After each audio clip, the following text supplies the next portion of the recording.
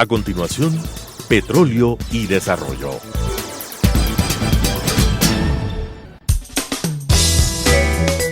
Clasificación B, bajo supervisión de un adulto.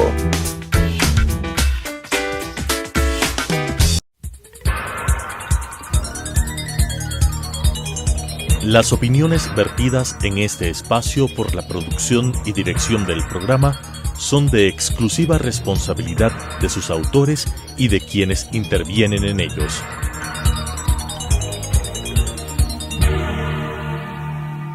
Telesucesos Canal 29 UHF presenta Petróleo y Desarrollo, conducido por Henry Llanes, especialista en temas hidrocarburíferos y en los ámbitos de la política, la legislación, la contratación y la política económica. Petróleo y Desarrollo.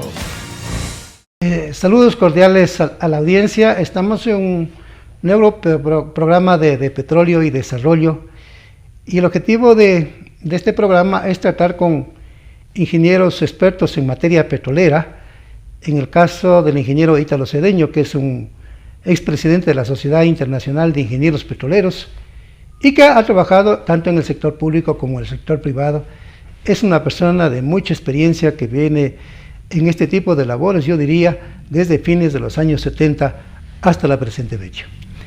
Y luego nos acompañará el ingeniero Fernando Reyes.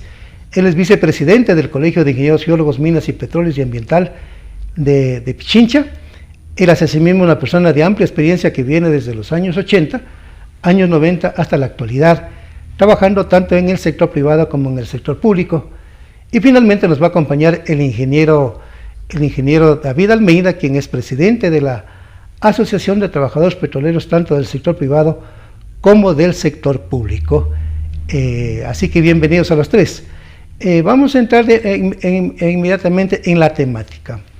El gobierno está impulsando este objetivo de ir a la producción de 1 millón de barriles de petróleo por día. También habla de ciertas reformas que se van a impulsar a la ley de hidrocarburos. Puso en vigencia un decreto ejecutivo 95, en donde están delineados unas pautas de qué es lo que van a hacer en el sector petrolero.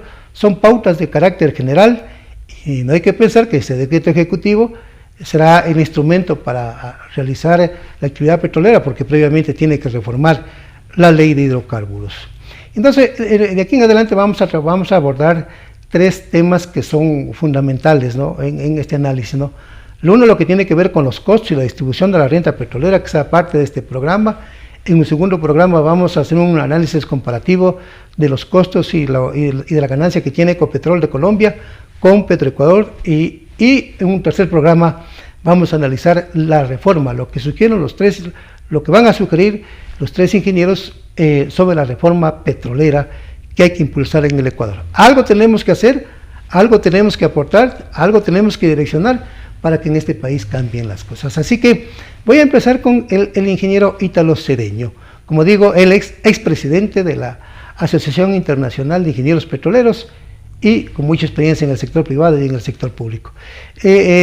Ítalo, el tema de hoy es el análisis de costos, un análisis de costos comparativos entre el contrato de asociación que tuvimos con CP Texaco, luego tuvimos el contrato de participación y en la actualidad estamos con el contrato de prestación de servicios. A mí en lo personal me interesa saber lo que es costos de producción y distribución de la renta petrolera de estos contratos entre el Estado y las compañías petroleras. Bienvenido. Muchas gracias, Henry. Saludos a David, saludos a Fernando y a tu distinguida audiencia. Tengo que empezar explicando lo que es un costo, porque para levantar el petróleo a esto que se llama costo de extracción, es solamente lo que gastamos en sacar desde el fondo del pozo hasta la superficie, pero luego hay un costo que es de operación, donde ya tiene que ver todos los gastos administrativos, oficina, campamentos. Esto en la industria se conoce como el OPEX. Este costo de operación no debe confundirse con el costo de producción, donde además del OPEX tenemos el CAPEX, que es Capital Expenditure en inglés. Es la inversión que se hace, si hay que hacer alguna inversión, para producir el petróleo. A veces hay inversiones originales en exploración, en desarrollo, en producción. A veces hay inversiones adicionales porque hay que hacer, por ejemplo, recuperación mejorada. Esas son inversiones adicionales. Entonces, estas se tienen que añadir, esta amortización de las inversiones, al costo de operación para tener un costo de producción. Y diferenciarlo de una tarifa, porque una tarifa, además de todo esto, requiere de una utilidad para el contratista, que tiene que reembolsarse sus inversiones y sus costos y gastos. Y esta utilidad o renta tiene que pagar impuestos, paga una cantidad de impuestos. Aquí son como 20 impuestos que en el Ecuador se cobran por diferentes motivos. El más importante es el impuesto a la renta y el impuesto al valor agregado. Con esta diferenciación yo te diría que a veces hay confusión de la terminología, y entonces cuando se reparte la renta petrolera, la utilidad petrolera, parecería que el contratista se lleva mucho. Eso fue, por ejemplo, el canto que hacía Correa y Glass, de que el prestador de servicios se llevaba 80% y el Estado, dueño del recurso, se llevaba 20%. Nada muy lejos de la verdad. ¿Por qué? Porque si yo, en el momento en que se expresaba esto y lo vendió como verdad, y a nivel nacional se consagró de que el contratista se llevaba el 80% y el Estado el 20%, el dueño del recurso, en ese momento que el precio estaba incrementándose desde un valor de $20 por barril que teníamos antes de Correa y seguía incrementándose en el año 2010, 2007 ascendió él al poder, estaba en alrededor de $60 por barril.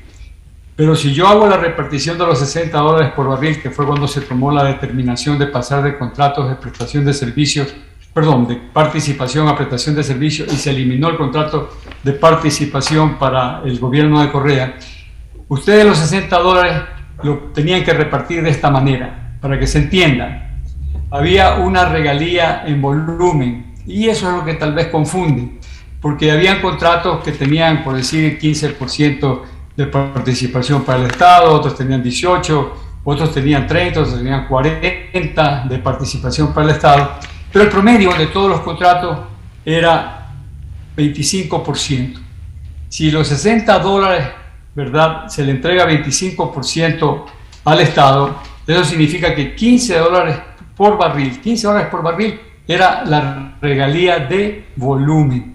Esa regalía de volumen se entregaba antes de cualquier participación. Había una regalía de precios en la época del gobierno del presidente Alfredo Palacios, se estableció como el 50%, la diferencia entre el precio de venta y el precio al que se firmó el contrato. Los contratos se firmaron en diferentes precios, pero había $20 por barril de promedio. 60 menos 20 son 40. El 50%, o sea, la mitad son $20. Entonces el Estado se estaba llevando $15 por regalía de volumen, $20 por regalía de precio. Esto es $35 por barril. Si le restamos $10 a $60, le restamos $10, que es el costo, y lo voy a expresar bien, el costo de operación, es decir, un costo que no se lo lleva nadie, $10 por barril, razonable, promedio para esa época. Entonces 15, 20 y 10 son 45, quedan $15. De los $15 que aparentemente es utilidad del contratista, cuando usted le quita todos los impuestos, el impuesto a la renta era 25%, el impuesto al IVA 12%, el impuesto a la utilidad 12% para los contratistas petroleros, en realidad es 15% que se distribuye entre los trabajadores, pero en el contrato petrolero hay una salvedad, 12% se lleva el Estado. Entonces, toda esta cantidad de impuestos, solamente para simplificar, era el 33%. De esos $15, el 33% son $5. Entonces, sumamos regalía de volumen $15, regalía de precios $20, son 35, y 5 por impuestos son 40. Al contratista, $15, cuando paga impuestos le queda 10. 10 de 50 repartibles, porque hay $10 que no se lo lleva nadie por costo de operación, costo para producir ese petróleo. Eso quiere decir que 10 de 50 es el 20%. Y el Estado, que se lleva $40, 15 por volumen, 20 por precio y 10 por impuesto, entonces son 40. 40 de 50 es el 80%. Era exactamente lo contrario. Él se mataba diciendo, y lo vendió como verdad, junto con Glass, de que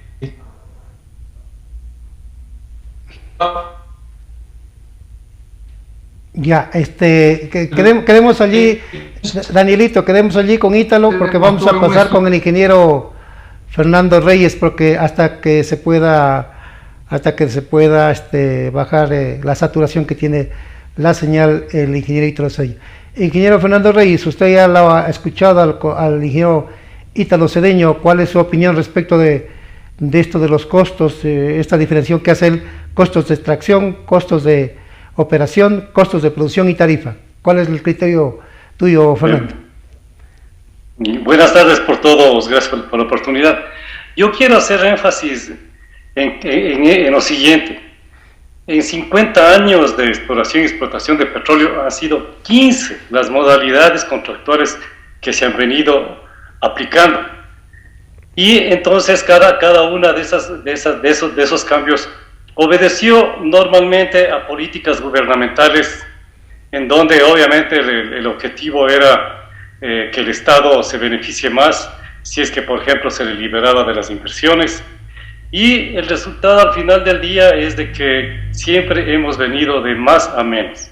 Más ingresos, mejores contrataciones fueron las que estuvo con el consorcio que finalmente fue Petroecuador Texaco, a pesar de que obviamente la empresa estatal corría con el 62.5% de las inversiones, costos y gastos. Con la asociación de City también se tuvo unas figuras altamente favorables a lo del Estado, y a partir de los 80, con los cambios a la primera contratación de prestación de servicios, entonces se ve ya un enorme retroceso, porque si ese tipo de contratación se tuvo que cambiar a contratos de participación, fue precisamente, según los números, porque el Estado venía perdiendo. Ya con los contratos de participación, si bien es cierto, en promedio la empresa se llevaba alrededor del 70% de la producción diaria, una vez evaluados las inversiones, costos, gastos, etcétera, la renta petrolera para el Estado estaba ligeramente superior al 50%, hasta que llegamos, bueno, en el intermedio hubo los contratos que se tuvo, por ejemplo, para el caso del campo Palo Azul, o que se tuvo con la empresa chilena de CIPE, contratos ya de servicios, o que se tenía alianzas estratégicas y otro tipo, campos marginales, que también se podía ver, por ejemplo, campos marginales que eran altamente favorables para el Estado. No voy a darle el detalle en honor al tiempo. Entonces retomo, hasta que llegamos a los contratos de prestación de servicios, en donde desde el punto de vista de la economía, la tarifa se convierte en un costo para el Estado, no para la empresa estatal. Pero a partir del pago de la tarifa, la empresa lo que hace es tener sus propios costos. Entonces, tarifa menos costos propios de la empresa implica de que a partir de eso tenga la utilidad del caso. Tengo un informe de lo poco que hay realmente, porque lo que menos hay información de todos los gobiernos de turno que pasaron como para que tengamos una idea clara de que en uno de los casos, para 5 años de prestación de servicios, cuando la renta petrolera del Estado iba a ser 90% y de la empresa 10%, sucedió lo contrario en la práctica. La renta petrolera del Estado obviamente se mantuvo bajó a 40%, y la de la empresa subió a 60%. Y bajo este panorama es donde se quiere ir a generar otro tipo de contratación, otro tipo de cambios a la ley de hidrocarburos, como que no sería más meritorio que primero hagamos un examen de que efectivamente a qué se ha debido de que indudablemente el Estado cada vez ha venido recibiendo menos ingresos ya como renta neta. Ya, vamos con el ingeniero David Almeida. Usted ha escuchado la exposición de los dos ingenieros, Ítalo Cedeño y el ingeniero Fernando Reyes.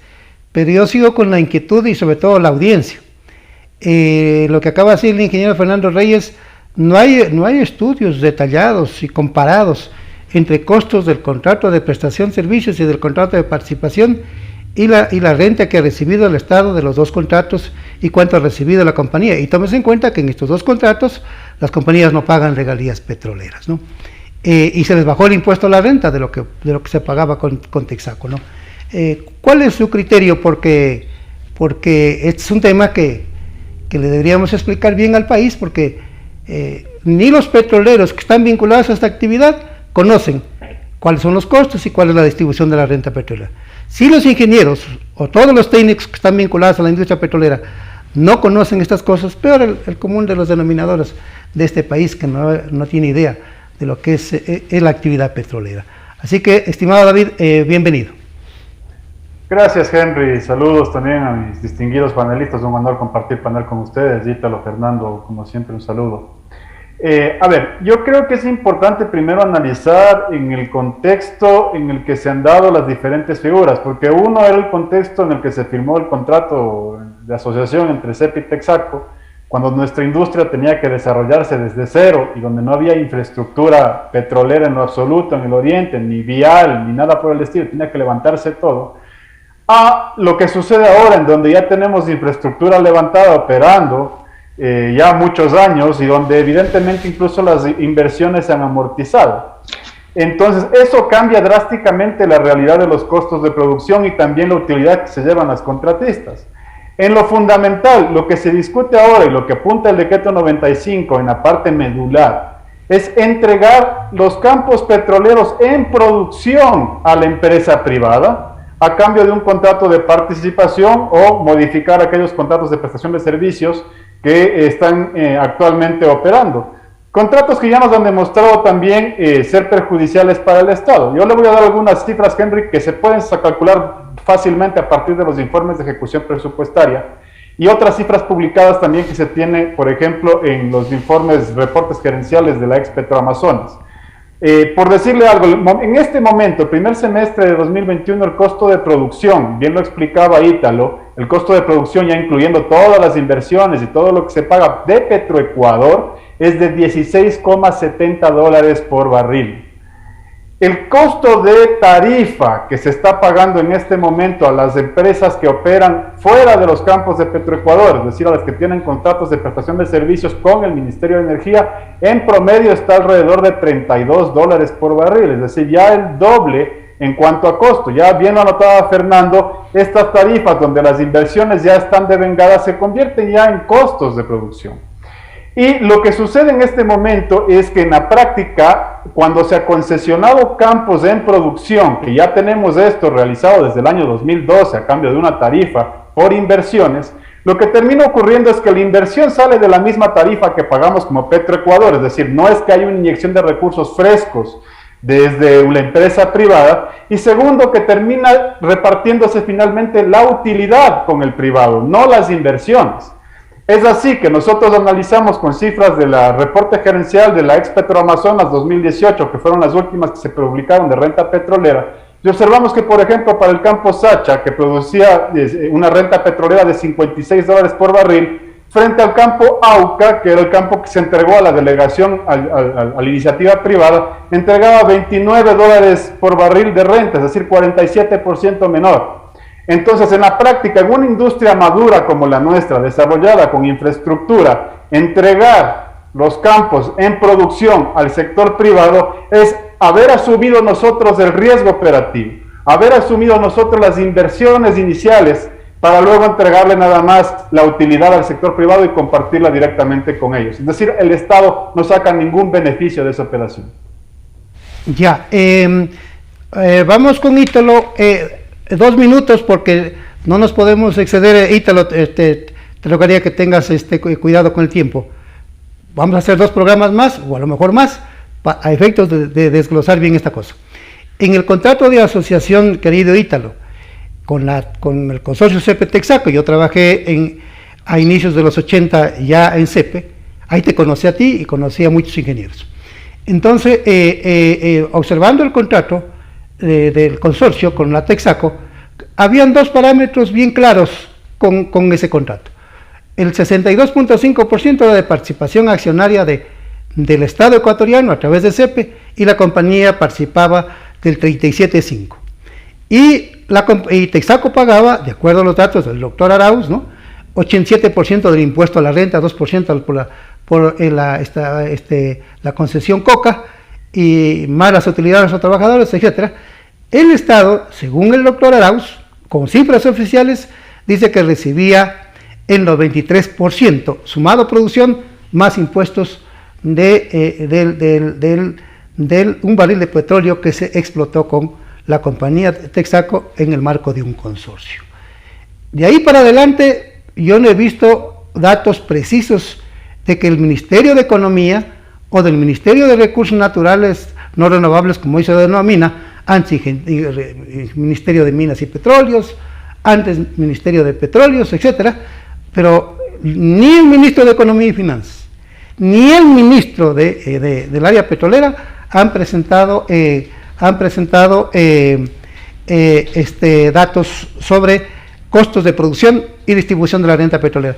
Un minuto, querido Ítalo, porque el tiempo se nos fue y quedamos para futuro seguir en los próximos programas. Adelante. 2 minutos. Igual que te dije que se confunde mucho, también se confunde mucho la terminología para los contratos. El contrato de Texaco era un contrato de concesión, es decir, que paga regalía y paga impuestos. Obviamente que al llevarse mucho el contratista, fueron incrementando los impuestos. Y el Estado lo que hizo fue también participar como CEPE, como accionista de que sea Gulf, que era el originario. Entró CEPE comprando acciones a Texaco y comprando acciones a Gulf. Pero ese es un contrato de concesión que se eliminó en la ley de hidrocarburos. Existe en muchas partes del mundo, sobre todo en los países desarrollados.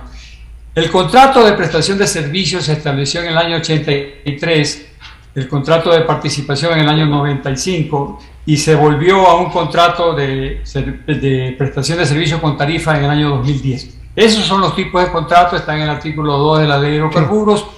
Cualquier otro tipo de contrato que se lo llame de cualquier otra manera no es un contrato petrolero, no es un contrato para un operador petrolero. Por ejemplo, el contrato de servicios específicos que se hace con Petroamazonas, ahora Petroecuador, ese no es un contrato petrolero. Es un contrato de servicios que se le ha dado la modalidad de contrato petrolero, pero el operador sigue siendo Petroecuador. Lo importante es ver cuánto de la renta, y te lo demostré matemáticamente, número por número, está además en las estadísticas del Banco Central, cuánto finalmente, por diferentes conceptos, porque hay como 100 conceptos en los que el Estado participa, tiene de la utilidad el Estado y cuánto tiene la contratista. Muy claramente, con los contratos, con nombre y apellido de cada contrato, en ese contrato de participación, 80% se llevaba el Estado y 20% se llevaba el contratista, de la utilidad, de la renta, la distribución de esa renta.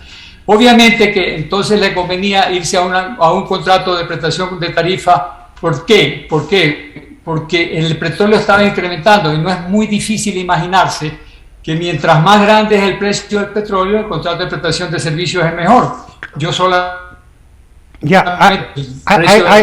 petróleo es $200, me llevo el resto. Eso fue lo que quiso hacer Correa. Ya, que queremos eso. Brevemente, Fernando, y que con el ingeniero David Almeida, menos de un minuto, porque estamos prácticamente ya sobre el tiempo. Fernando. Bueno, el asunto es de que no ha habido claridad de parte de ningún gobierno de informar los resultados año a año de cada una de las 15 modalidades de contratación. Se han ido también cambiando, a medida que se reformó la ley de hidrocarburos, se ha ido cambiando el reglamento de contabilidad costos. Y eso es una de las falencias que se tiene. Yo me acuerdo, finalizando la década de los 70, inicio de los 80, mensualmente, con decreto, mejor dicho, con acuerdo ministerial, se informaba cuál era el costo de producción tanto de la asociación CITI-CEPE como Petroecuador Texaco. Luego de eso, ya con las reformas que se hizo en el 93 o 96 para los contratos de servicios, se dejó de efectivamente informarnos a los ciudadanos cómo iba el asunto de los costos de producción en cada una de las modalidades.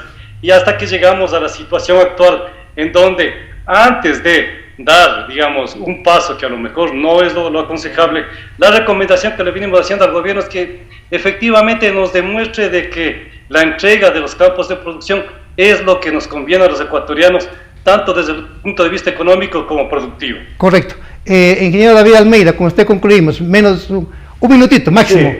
No se preocupe, rapidito es el tema. A ver, acá el problema es quién se queda con la mayor parte de la renta. Yo coincido con mis panelistas de que no se han transparentado las cifras y en realidad por eso es precisamente que el proyecto del gobierno hace agua por todas partes, porque se fijan metas de producción que no tienen un sustento técnico y que no le han explicado el sustento a nadie, porque se han fijado cambios en contratos sin explicar cuál es el beneficio, dónde están los números y las cifras. Y en la práctica lo que nosotros hemos ido observando en la historia petrolera del Ecuador es que cada vez que se ha ido entregando al sector privado cualquier campo petrolero, bajo cualquier modalidad contractual, el Estado ha terminado perdiendo. En otro programa, Henry, como usted mencionaba, se puede hacer una comparación con un modelo similar al que nos están planteando, que es el colombiano, y vamos a observar precisamente ahí en dónde está el perjuicio, ya con cifras reales, cuando Ecuador ha obtenido más renta que Colombia, produciendo casi la mitad de lo que produce Colombia. Quedemos ahí, David, y gracias a todos ustedes. Yo les voy a enviar el tema con precisión para el próximo programa, directamente entrar en la materia y que quede claro los conceptos y los datos que le vamos a dar a la opinión pública. Muy amables, un gusto estar con ustedes. Un abrazo. Las opiniones vertidas en este espacio por la producción y dirección del programa son de exclusiva responsabilidad de sus autores y de quienes intervienen en ellos.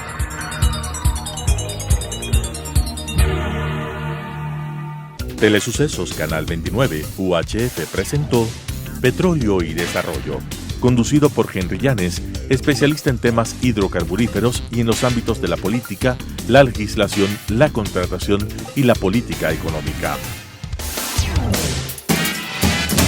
Petróleo y Desarrollo.